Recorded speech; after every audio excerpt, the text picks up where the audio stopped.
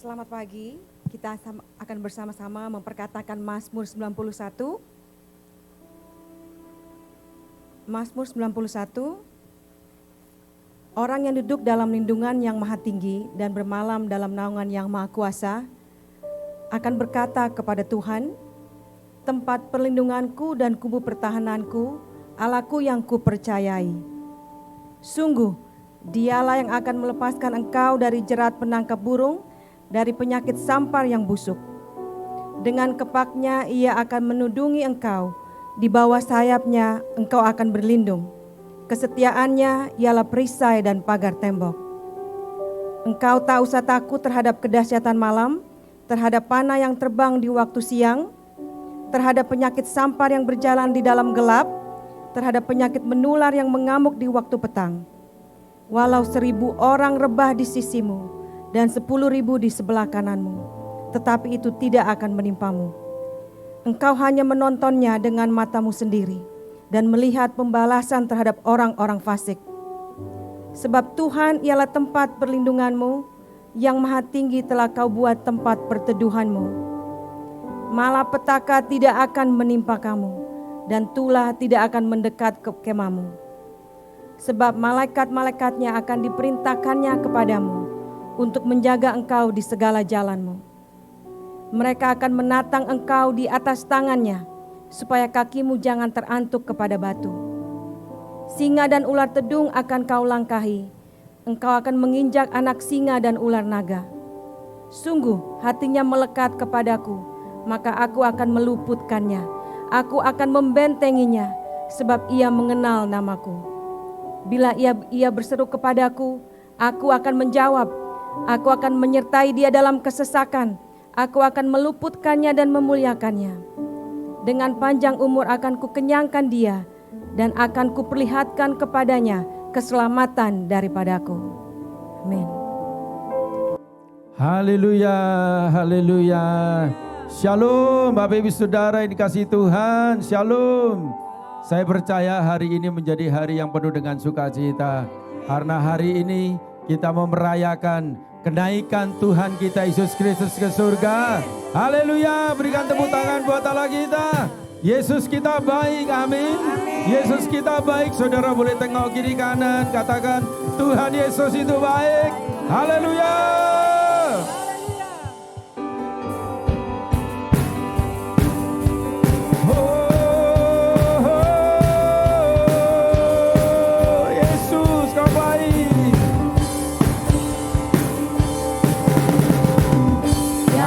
Kesudahan kasih setiamu Tuhan, selalu baru rahmat-Mu bagiku.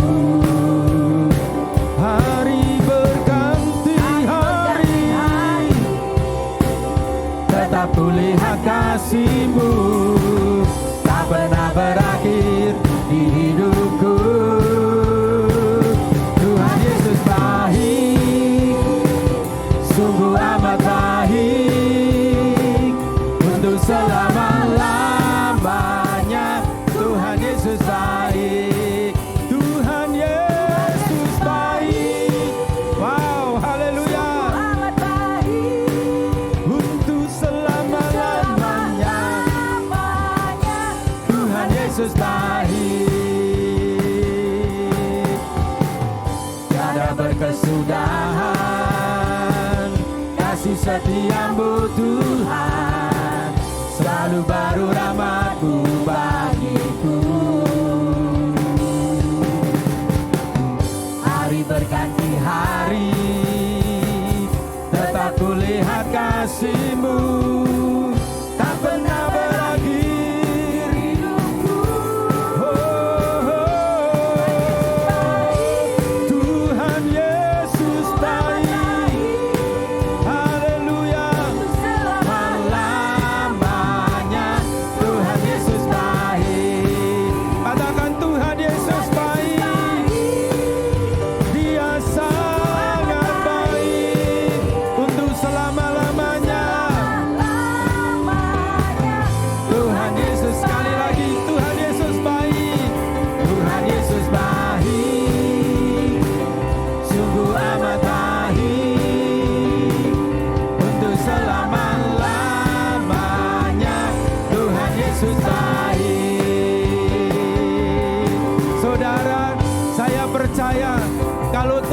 Yesus dahulu baik, hari ini juga Dia baik, karena Tidak pernah berubah kasih setianya. Yang setuju katakan amin. Haleluya. Mari sama-sama kita naikkan pujian ini sekali lagi. Katakan Tuhan Yesus baik. Amin. Tuhan Yesus baik, sungguh amat baik.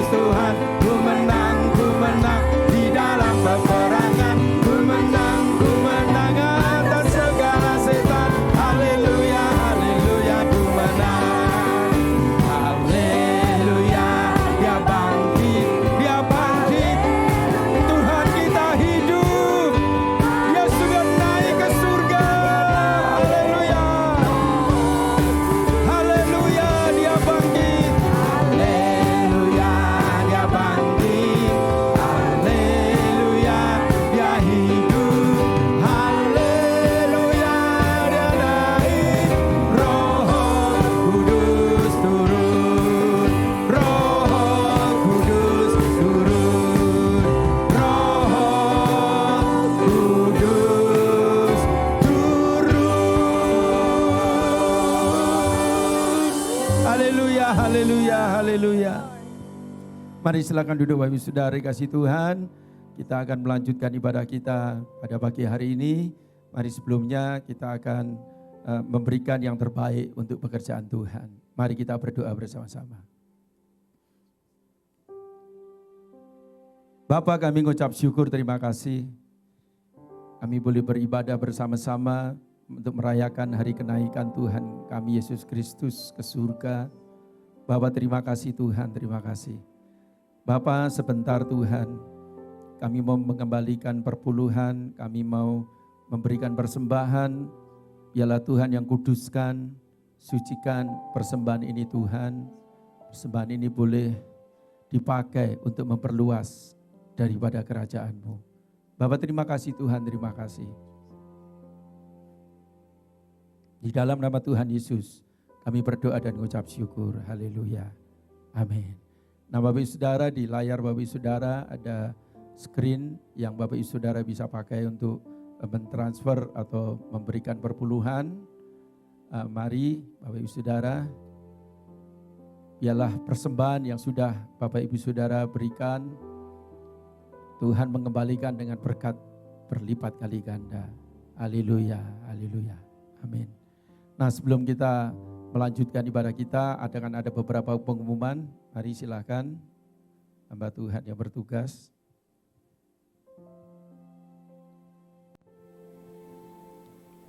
Shalom saudara-saudara terkasih. Sebelum kita mendengarkan pengumuman, mari kita bersama-sama kita akan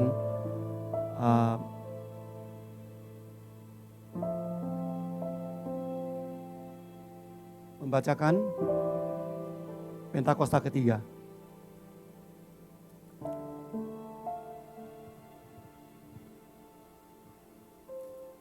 Satu, Pentakosta ketiga adalah pencurahan Roh Kudus yang dahsyat di zaman ini melebihi yang terjadi di Azusa Street. Dua, Pentakosta ketiga akan mengakibatkan penuaian jiwa yang terbesar dan yang terakhir sebelum Tuhan Yesus datang kembali. Tiga, Pentakosta ketiga akan membangkitkan generasi Yeremia, yaitu anak-anak muda dipenuhi Roh Kudus, cinta mati-matian kepada Tuhan Yesus, tidak kompromi terhadap dosa, dan akan bergerak untuk memenangkan jiwa. 4. Pentakosta ketiga lahir di Indonesia dan bergerak ke bangsa-bangsa. Gerakan ini dari timur ke barat dan akan kembali ke Yerusalem. 5. Pentakosta ketiga akan memberikan kuasa untuk menyelesaikan amanat agung dan setelah itu Tuhan Yesus datang kembali. Amin. Dan kita juga akan sama-sama membacakan visi gereja kita, menjadi keluarga kerajaan Allah yang memenangkan jiwa-jiwa dan berdampak bagi dunia.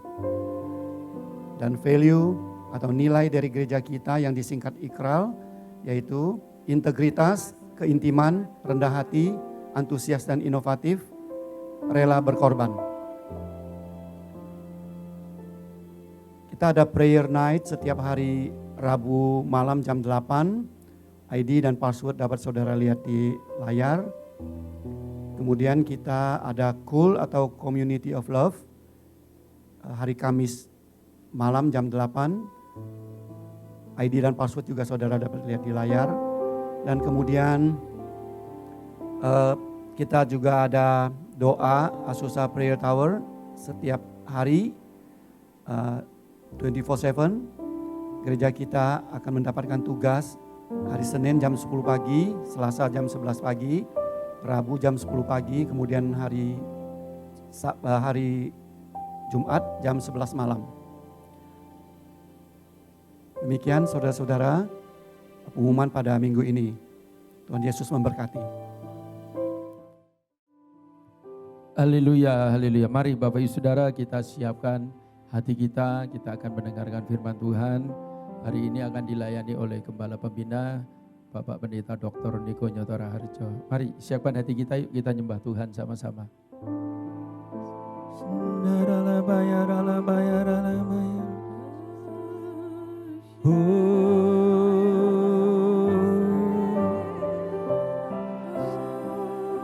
Terima kasih. Terima kasih Tuhan.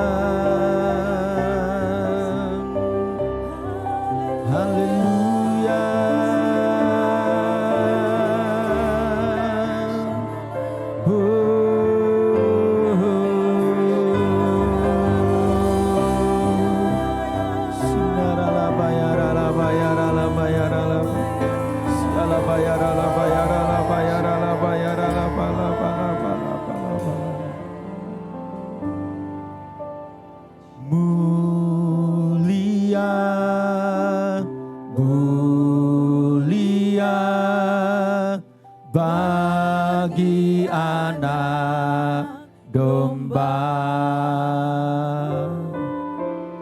Mulia, mulia bagi anak domba. Mari katakan, Dia mulia, sungguh mulia. Mulia, mulia bagi anak domba.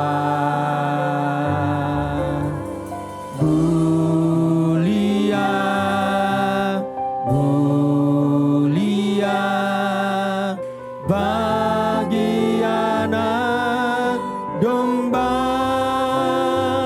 Sebab Engkau mulia dan layak dipuji, yang duduk di tahta dan yang akan memerintah selamanya atas semua yang di bumi. Sebab Engkau mulia, haleluya, Kau layak dipuji Tuhan, yang duduk di tahta akan memerintah selamanya atas semua yang di bumi. Sebab Engkau mulia dan layak dipuji, yang duduk di tahta dan yang akan memerintah selamanya atas semua yang di bumi. Katakan sama-sama, mulia, mulia, mulia, mulia bagi anak domba. Mulia, mulia bagi anak domba.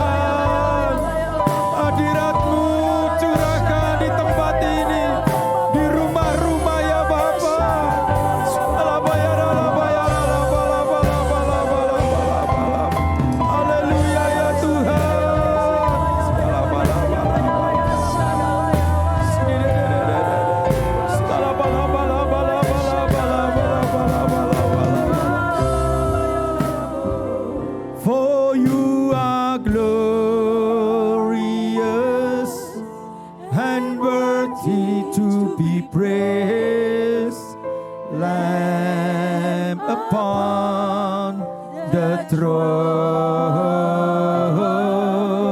and unto you we'll lift our voice in praise, the Lamb upon the throne. Sebab Engkau mulia dan layak dipuji, yang duduk di tanah dan yang akan memerintah selamanya atas semua yang di bumi, atas semua yang di bumi, atas semua yang di bumi.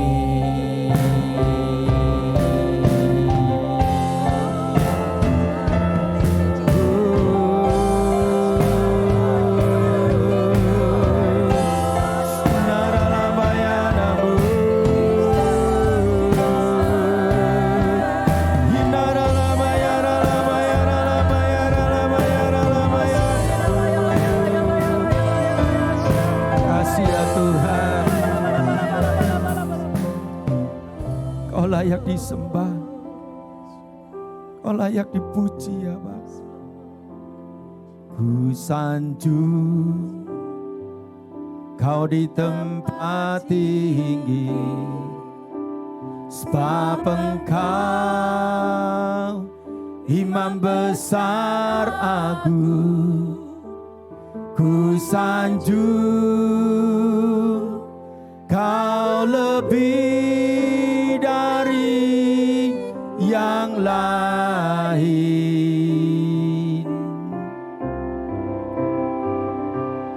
dan ku datang menyembah-Mu Tuhan. Ku sanjung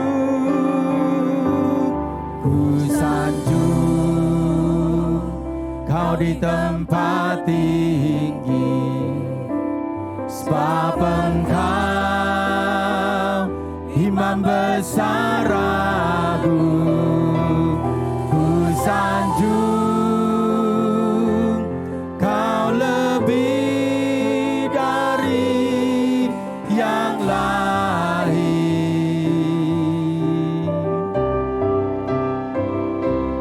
dan ku datang menyembah-Mu Tuhan. Ku sanjung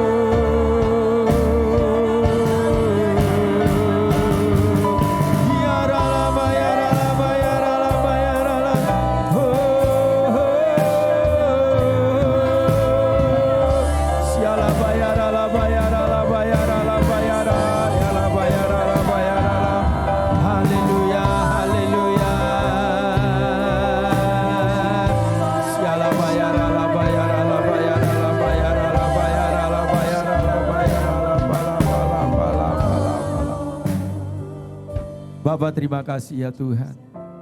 Urapi kami semua ya Tuhan. Sebentar kami mau mendengar kebenaran firman-Mu. Urapi hamba-Mu, Bapak Pendeta Dr. Niko Nyoto Raharjo Tuhan. Urapi dan pakai ya Tuhan. Biarlah pesan-pesan-Mu boleh menguatkan kami, boleh menuntun kami semua. Bapak berkati anak-anak-Mu dimanapun mereka berada saat ini. Di rumah-rumah, di tempat mereka ada Tuhan, Kau berkati dan urapi. Kami mau mendengar firman-Mu. Kami rindukan tuntunan-Mu Tuhan. Urapi setiap kami semua. Terima kasih Tuhan, terima kasih. Di dalam nama Tuhan Yesus, kami berdoa dan mengucap syukur. Haleluya. Amin. Nah Bapak Ibu Saudara, kita akan mendengar kebenaran daripada firman Tuhan. Terima kasih. Mari selamat beribadah bersama-sama. Kiranya firman Tuhan ini memberikan tuntunan buat kita semua. Haleluya. Amin.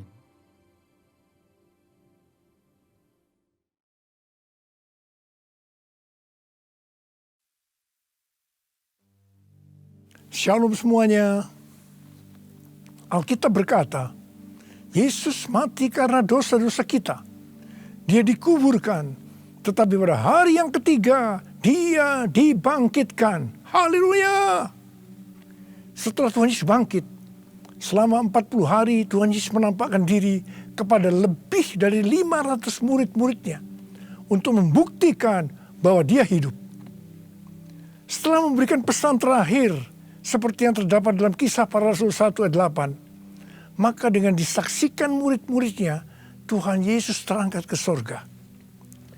Saya percaya kalau kita berada di sana waktu itu, kita pasti akan sama dengan murid-murid Tuhan Yesus yang melihat bahwa Tuhan Yesus bertambah tinggi. Ketika mereka melihat ke bawah, ternyata kaki Tuhan Yesus sudah tidak menyentuh tanah lagi. Perlahan tapi pasti Tuhan Yesus terangkat ke sorga. Makin lama makin kecil, sampai ada awan yang menutupi dan hilang dari pandangan mata. Sementara mereka terheran-heran melihat ke langit, maka ada 2 orang yang berpakaian putih di dekat mereka yang berkata, "Hai orang-orang Galilea, mengapakah kamu berdiri melihat ke langit? Yesus ini yang terangkat ke sorga meninggalkan kamu, akan datang kembali dengan cara yang sama seperti kamu melihat Dia naik ke sorga." Dari ayat ini, saya percaya kalau yang melihat Tuhan Yesus naik ke sorga adalah murid-murid Tuhan Yesus, maka yang akan melihat Tuhan Yesus turun dari sorga adalah murid-murid Tuhan Yesus. Tuhan Yesus berkata dalam Yohanes 14 ayat 1 sampai dengan 3, "Janganlah gelisah hatimu. Percayalah pada Allah. Percayalah juga kepadaku. Di rumah Bapa-Ku banyak tempat tinggal. Jika tidak demikian, tentu aku mengatakannya kepadamu. Sebab aku pergi ke situ untuk menyediakan tempat bagimu. Dan apabila aku telah pergi ke situ dan telah menyediakan tempat bagimu, aku akan datang kembali dan membawa kamu ke tempatku, supaya di tempat di mana aku berada, kamu pun berada." Pesan Tuhan Yesus ini ditujukan untuk murid-muridnya. Karena itu, kalau kita mau ikut dalam pengangkatan, maka kita harus menjadi murid Tuhan Yesus. Murid Tuhan Yesus adalah kita-kita yang hidupnya sama seperti Kristus telah hidup. Karena kita hidup sama seperti Kristus telah hidup, maka kita akan menjadi serupa dengan gambarnya. Roma 8 ayat 29 berkata, "Sebab semua orang yang dipilihnya dari semula, mereka juga ditentukannya dari semula untuk menjadi serupa dengan gambaran anaknya, supaya ia, anaknya itu, menjadi yang sulung di antara banyak saudara." Jadi, goal kita sebagai orang percaya adalah menjadi serupa dengan gambar Yesus. Menjadi seperti Kau, Yesus. Menjadi seperti Kau, Yesus. Menjadi sempurna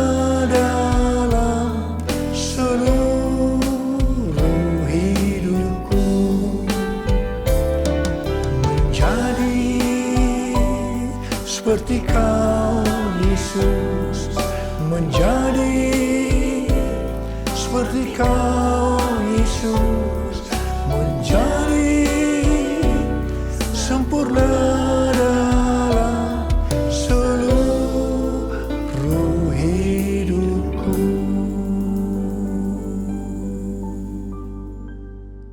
Ibrani 7 ayat 25 berkata, karena itu ia sanggup juga menyelamatkan dengan sempurna semua orang yang oleh Dia datang kepada Allah.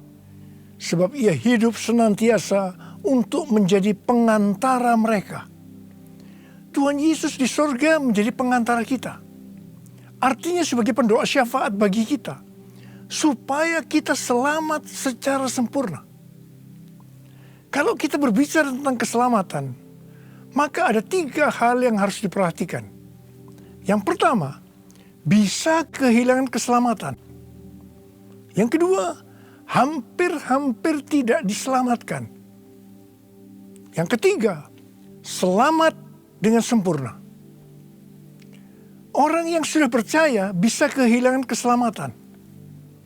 Matius 7 ayat 21 sampai dengan 23 berkata, bukan setiap orang yang berseru kepadaku, Tuhan, Tuhan, akan masuk ke dalam kerajaan sorga, melainkan dia yang melakukan kehendak Bapa-Ku yang di sorga. Pada hari terakhir, banyak orang akan berseru kepadaku, Tuhan, Tuhan, bukankah kami bernubuat demi nama-Mu, dan mengusir setan demi nama-Mu, dan mengadakan banyak mujizat demi nama-Mu juga. Pada waktu itulah, aku akan berterus terang kepada mereka dan berkata, aku tidak pernah mengenal kamu.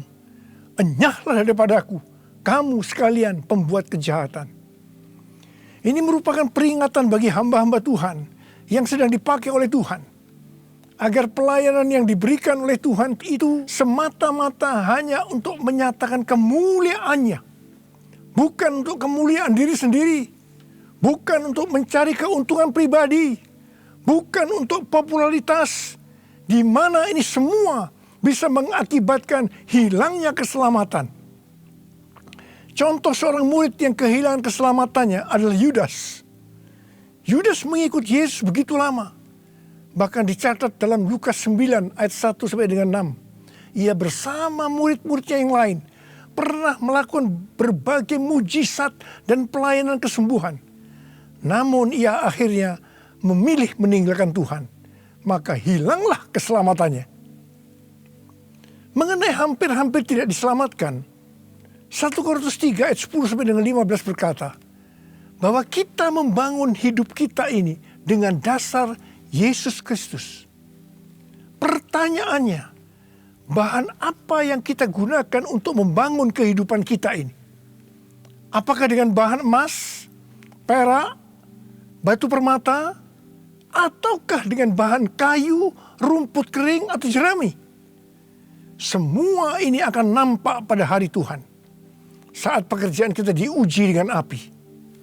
Jika pekerjaan kita tahan uji, artinya tidak terbakar karena terbuat dari bahan emas, perak, dan batu permata, maka kita akan mendapat upah. Tetapi sebaliknya, kalau pekerjaannya itu terbakar, karena bahan yang digunakan adalah kayu, rumput kering, jerami, maka akan menderita kerugian. Selamat sih selamat, tapi seperti keluar dari dalam api. Artinya hampir-hampir tidak diselamatkan. Hampir-hampir tidak diselamatkan dapat diartikan kehilangan upah atau pahala, kedudukan yang rendah di sorga, kehilangan kesempatan pelayanan dan kekuasaan di sorga, kehilangan kemuliaan dan kehormatan di hadapan Allah. Mari, saya akan mengajak saudara untuk memperhatikan dengan serius pekerjaan pelayanan kita, juga termasuk kualitas kehidupan. Jangan menjadi orang Kristen yang acuh tak acuh, agar kita mendapatkan upah di sorga. Yang mau katakan amin? Tuhan Yesus berada di sorga untuk mendoakan kita agar mendapat keselamatan yang sempurna. Bukan untuk kehilangan keselamatan, atau bukan hampir-hampir tidak diselamatkan. Supaya doa Tuhan Yesus ini terjadi, Maka sesuai dengan 2 Petrus 1 ayat 5 sampai dengan 11 dikatakan bahwa kita harus dengan sungguh-sungguh berusaha untuk menambahkan kepada iman kita kebajikan. Artinya berbuat baik. Kemudian ditambahkan lagi pengetahuan. Kemudian tambahkan lagi penguasaan diri. Tambahkan lagi ketekunan. Tambahkan lagi kesalehan yang artinya hidup kudus. Tambahkan lagi kasih akan saudara-saudara seiman. Dan tambahkan lagi kasih akan semua orang. Kalau kita melakukan ini dengan sungguh-sungguh, maka kita akan lebih mengenal Tuhan Yesus. Dan kita tidak akan pernah tersandung. Dengan demikian, kita akan dikaruniakan hak penuh untuk memasuki kerajaan kekal, yaitu kerajaan Tuhan dan Juru Selamat kita, Yesus Kristus. Yang artinya kita mendapatkan keselamatan yang sempurna. Haleluya! Hosana, Hosana, Hosana in the highest. Hosana, Hosana, Hosana in the highest. Hosana, Hosana, Hosana in the highest. Hosana, Hosana, Hosana in the highest. Hosana in the highest. Hosana in the highest.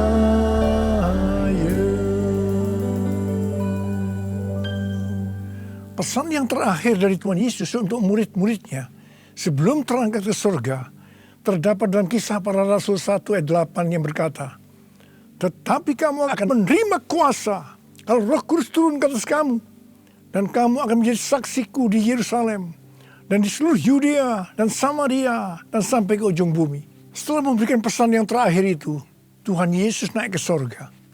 Setelah itu, apa yang dilakukan oleh murid-muridnya? Mereka pergi ke Yerusalem dan berkumpul di ruang atas atau kamar loteng.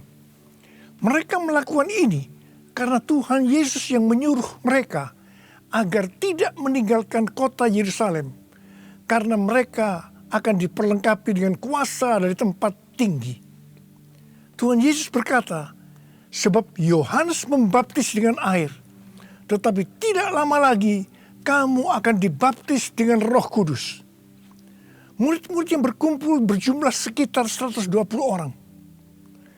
Kisah Para Rasul 1 ayat 14 bagian A berkata, bahwa mereka semua bertekun dengan sehati dalam doa bersama-sama, yang artinya mereka berdoa, memuji dan menyembah Tuhan dalam unity siang dan malam.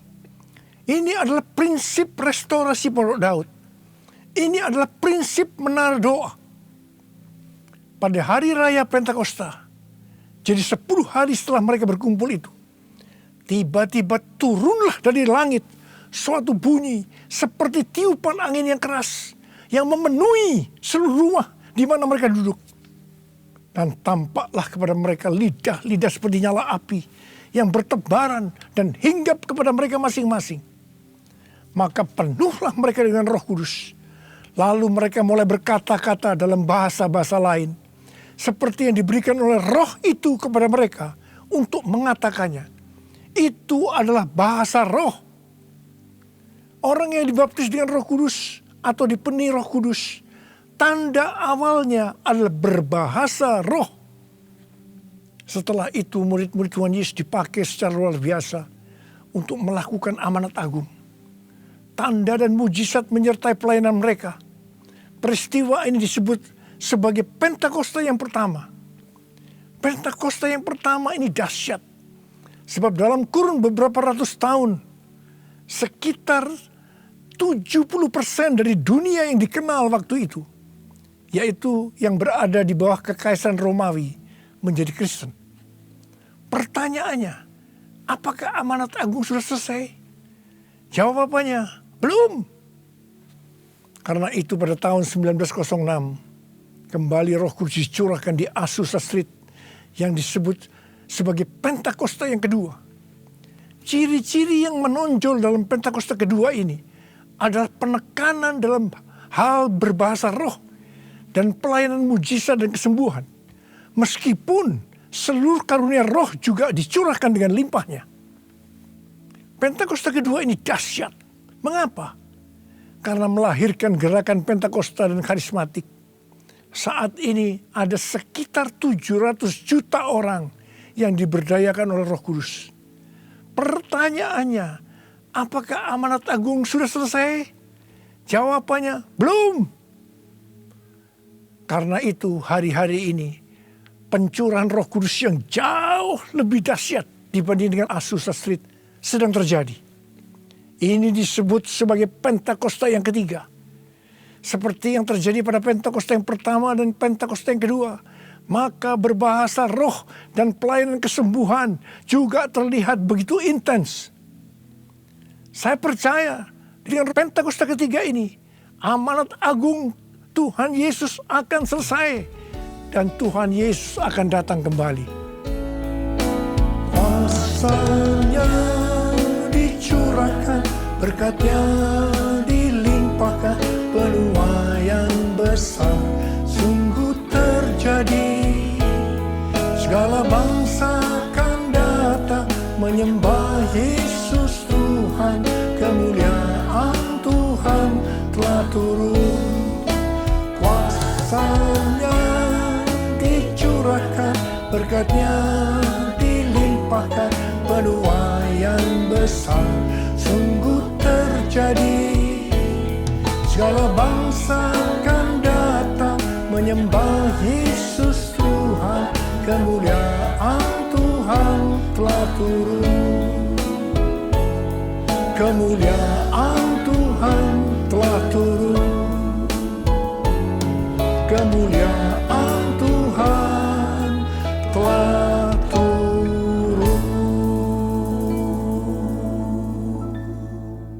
Rasul Paulus berkata dalam 1 Korintus 14 ayat 5a, aku suka supaya kamu semua berkata-kata dengan bahasa roh. Selain itu dalam 1 Korintus 14 ayat 18 Rasul Paulus juga berkata, aku mengucap syukur kepada Allah bahwa aku berkata-kata dalam bahasa roh lebih daripada kamu semua. Saya sangat mengaminkan apa yang dikatakan oleh Rasul Paulus ini. Dan saya juga berdoa agar apa yang dikatakan oleh Rasul Paulus ini juga terjadi pada kita. Yang percaya katakan amin. Apa yang terjadi kalau kita berbahasa roh? Yang pertama, kita akan lebih berani bersaksi tentang Yesus. Kita ingat Petrus, di mana sebelum dia dibaptis Roh Kudus dengan tanda awal berbahasa roh, dia pernah menyangkal Yesus sebanyak 3 kali sebelum ayam berkokok. Setelah dibaptis Roh Kudus dan berbahasa roh, dia berani bersaksi tentang Tuhan Yesus. Tidak peduli disesah dan dipenjarakan.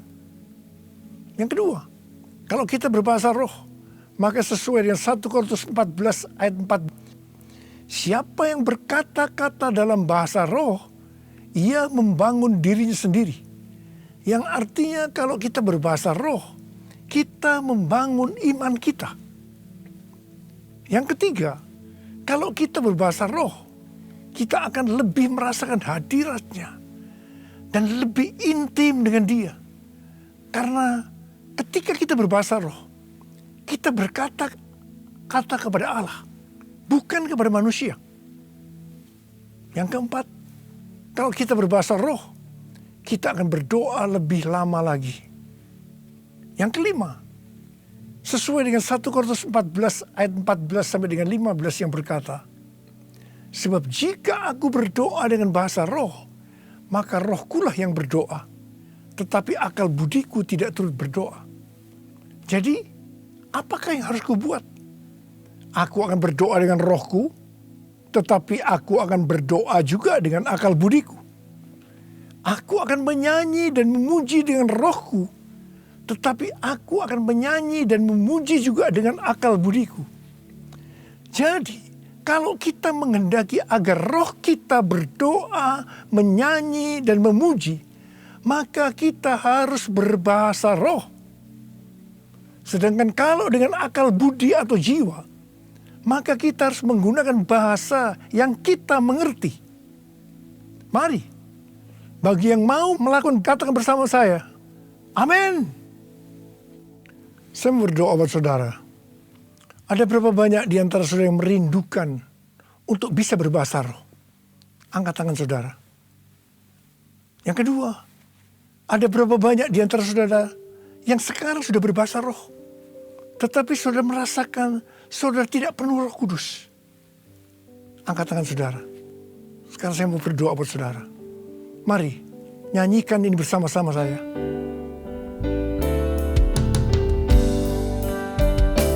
Datanglah sekarang, penuhi kami dengan kuasa-Mu. Urapi kami sekarang ini dengan api Roh-Mu. Datanglah sekarang, penuhi kami dengan kuasa-Mu. Urapi kami sekarang ini dengan api Roh-Mu. Roh Kudus, ini hamba-Mu. Roh Kudus, penuhi hamba-Mu. Angkat tangan saudara.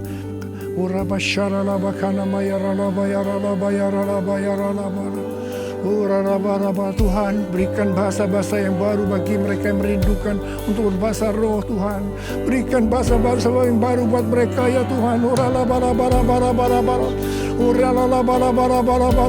Kau melihat anak-anak-Mu yang mereka rindu untuk dipenuhi dengan Roh Kudus hari-hari ini. Mereka sudah berbicara bahasa roh, tapi mereka merindukan dipenuhi Roh Kudus.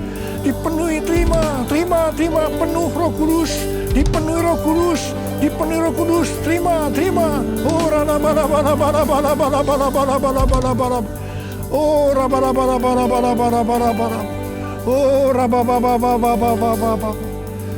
Roh Kudus, ini hamba-Mu. Roh Kudus, penuhi hamba-Mu.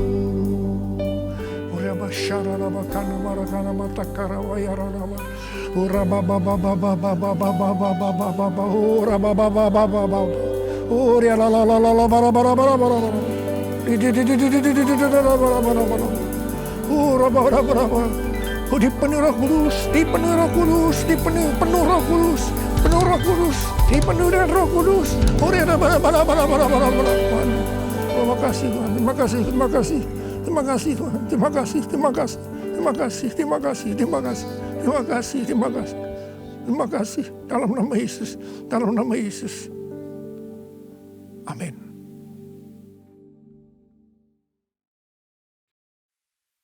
Mari, saudara-saudara, kita akan masuk dalam perjamuan kudus.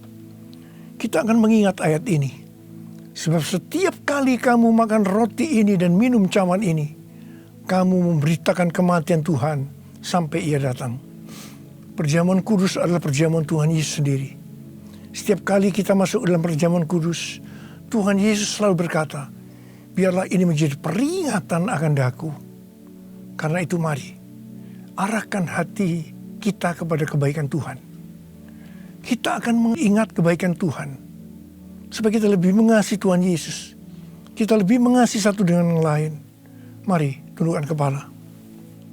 Bapa, siapakah kami ini sebelum kami mengenal Engkau? Kami semua orang berdosa. Upah dosa adalah maut, mati. Tapi Engkau yang tidak berdosa telah dijadikan dosa oleh karena kami. Engkau harus turun dari surga mulia, mati ganti kami dengan penderitaan yang luar biasa. Sungguh kalau kami pikirkan betapa baiknya Engkau ya Aba. Engkau jadikan kami sebagai anak-anak-Mu. Engkau berkati. Engkau menyembuhkan kami. Tuhan, Engkau juga menegur kalau kami salah. Itu Engkau ya Aba sebagai Bapa pada kami. Terima kasih. Terima kasih, terima kasih. Tuhan akan memberkati saudara melalui perjamuan kudus. Tapi Tuhan mau kita makan dan minum dengan cara yang benar. Karena itu masing-masing sekarang introspeksi. Lihat keadaan diri masing-masing. Kalau ada dosa yang Tuhan ingatkan, kita selesaikan. Langsung minta ampun. Ampuni saya Tuhan. Ampuni saya. Ampuni saya Tuhan. Ampuni. Kau lihat Tuhan, anak-anak-Mu sedang minta ampun kepadamu. Ampuni mereka. Ampuni mereka.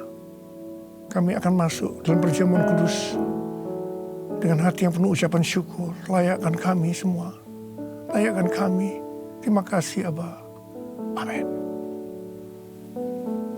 Sekarang mari saya ajak saudara mengangkat roti di tangan kanan kita tinggi-tinggi.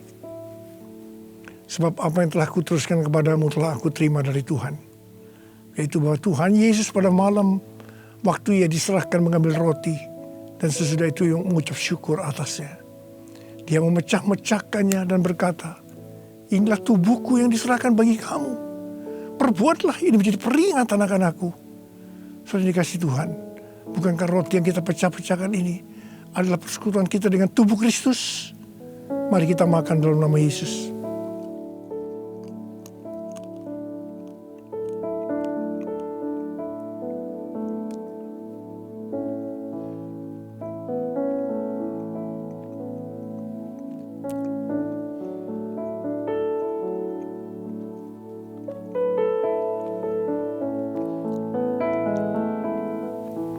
Mari angkat cawan di tangan kanan kita tinggi-tinggi. Demikian juga yang mengambil cawan sesudah makan lalu berkata, cawan ini adalah perjanjian baru yang dimeteraikan oleh darahku.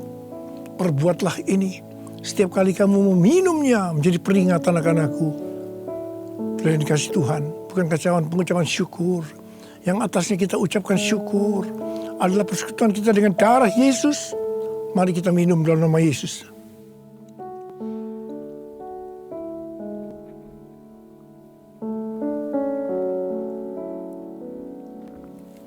Mari angkat tangan kita. Ucapkan syukur bersama-sama. Ucapkan syukur dan terima kasih dengan suara. Jangan diam. Tuhan terima kasih. Tuhan terima kasih ya Tuhan. Terima kasih ya Tuhan. Terima kasih. Terima kasih ya Tuhan. Terima kasih. Waralabasi karalabalabala.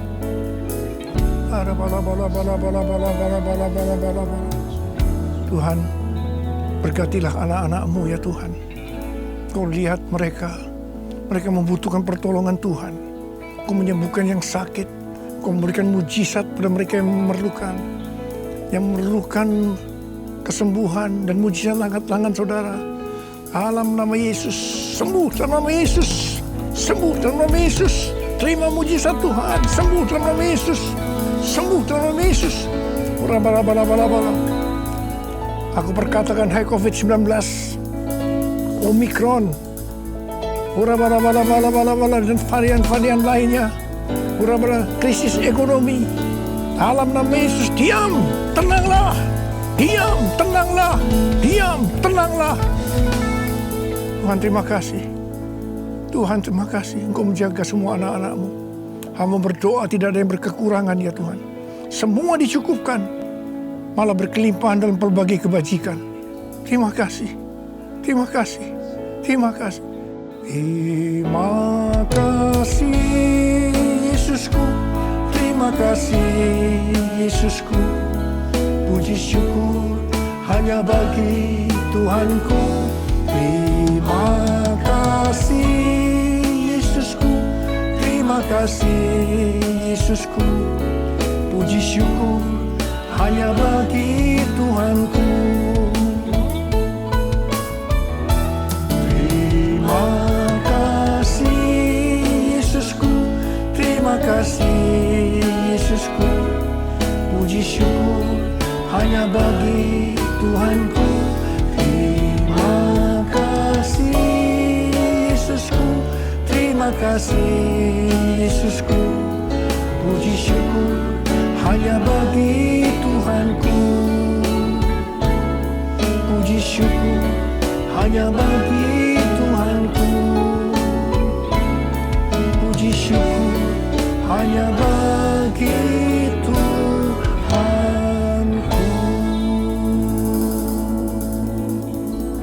Terima kasih, terima kasih Abah. Terima kasih, terima kasih. Mari kita angkat tangan kita, terimalah berkat Tuhan. Kasih karunia yang berlimpah-limpah daripada Allah Bapa di dalam Anak yang tunggal Yesus Kristus. Persekutuan yang manis dengan Roh Kudus menyertai saudara sekalian mulai hari ini. Sampai Tuhan Yesus datang menjemput kita di awan-awan dan bahkan sampai selama-lamanya. Yang percaya bersama-sama katakan, Amin.